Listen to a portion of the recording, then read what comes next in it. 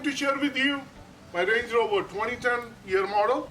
I'm going to change the hood strut. I have received the part and I will show you my hood strut. They have gone really bad.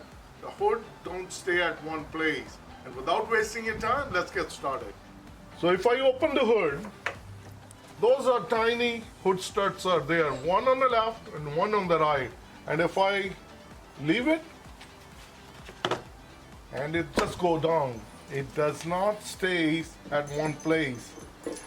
So it's keep falling. So let's get started. You need a straight screwdriver and we're going to put it right into the slot. Put this clip down. As we push it down, you see this one has a slot. Once this one slides back like this, it unlocks it. And now we can pull this one out. As you can see, it comes out. Now we're going to open from the top. So as you see, this is the top side. And I'm going to do the same thing. With the screwdriver, push the clip back, then I'll take it out. And this one comes out. So that's how it's easy to take it out. So this is the bad one, we took it out. And now we're going to replace with the new one.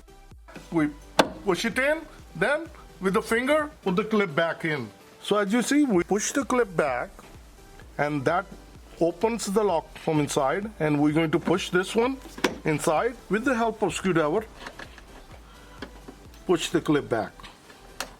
So once you push the clip back, snaps in. After replacing only one, the hood stays in place. Now I'm going to replace the driver's side the same way. So both the hoods are changed and now my hood is in place.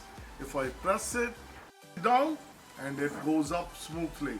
So that's how it's easy and simple to replace the hood strut. It just takes 1 minute. In case if you need to change yours, I'll list the part number under my description. So please check it out. So if you like this video, like always, like, share and subscribe my channel. And I'm going to see you soon with another video. Thank you and have a good day. Bye-bye.